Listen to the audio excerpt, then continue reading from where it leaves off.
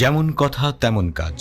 ইরাকে Islamic resistance তার দ্বিতীয় পর্যায়ের কার্যক্রম শুরুর ঘোষণা দিয়েছিল। তাদের মূল টার্গেট ইসরায়েলি বন্দর ও মার্কিন সেনা ঘাঁটি। অধিকৃত ফিলিস্তিনের উত্তরে হাইফা উপসাগরে অবস্থিত ইসরায়েলি জেভেলুন নৌঘাঁটিতে এবার ড্রোন হামলা চালিয়েছে ইরাকের প্রতিরোধ গোষ্ঠী।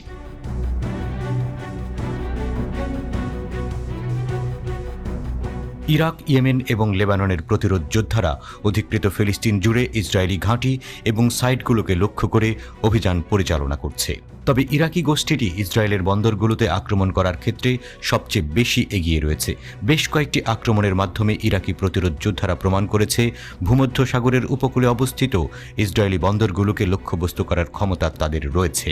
ইসরায়েলের মধ্যে সবচেয়ে বড় হাইফা বন্দর এবং আসদুদ বন্দর চলতি বছরে অন্তত 2 বার হামলার শিকার হয়েছে।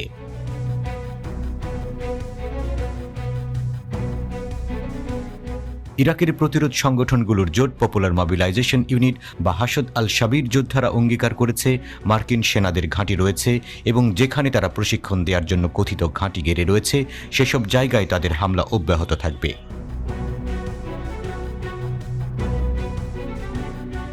ইরাকের ইসলামিক রেজিস্ট্যান্স ঘোষণা করেছে তাদের কার্যক্রমের দ্বিতীয় পর্যায়ে তারা ভূমধ্যসাগরীয় সামরিক রুটগুলো বন্ধ করবে।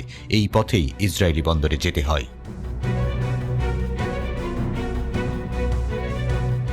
ইরাকি প্রতিরোধ ঘোষণা করেছে এর আগের হাইফা অপারেশনটি একটি সম্পূর্ণ নতুন এবং উন্নত দূরপাল্লার ক্রুজ ক্ষেপণাস্ত্রের মাধ্যমে পরিচালিত হয়েছিল, যার নাম আল আরকাব। গত 7 অক্টোবর গাজা উপত্যকায় ইসরায়েলি ভয়াবহ গণহত্যা শুরু হওয়ার পর থেকে ইরাকের প্রতিরোধ আন্দোলন ইসরায়েলি লক্ষ্যবস্তুর পাশাপাশি তেল আবিবের প্রধান মিত্র মার্কিন বাহিনীর ঘাঁটিগুলোতে হামলা চালানোর হুমকি দেয়।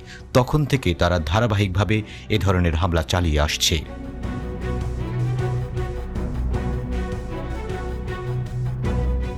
ইসরায়েলের উপর হামাসের হামলা এই অক্ষশক্তির ক্ষমতা ও প্রভাবের ইঙ্গিত বহন করছে। এ হামলার পর সংঘাত ফিলিস্তিনি অঞ্চল ছাড়িয়ে ইরান, ইরাক, লেবানন, সিরিয়া ও ইয়েমেন পর্যন্ত বিস্তৃত হয়েছে।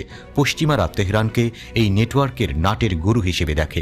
বিশেষজ্ঞদের মতে এতে কোনো সন্দেহ নেই যে প্রতিরোধ অক্ষের এই শক্তিগুলোর কর্মতৎপরতা ইরানের কৌশলগত পরিকল্পনারই অংশ। অক্ষশক্তির মিত্রদের প্রতিরোধ দীর্ঘ এক পরিকল্পনার অংশ। গাজা যুদ্ধ নেটওয়ার্ককে পশ্চিমাদের উপর সামরিক ও যোগাযোগ ব্যবস্থার উপর আক্রমণ চালানোর সবচেয়ে বড় সুযোগ এনে দিয়েছে। এরই মধ্যে এটি তার অস্ত্র এবং সৈন্য শক্তির মাধ্যমে এ অঞ্চলে নিজেকে জাহির করতে পেরেছে। বিশ্বব্যাপীও তার বার্তা পৌঁছে দিয়েছে।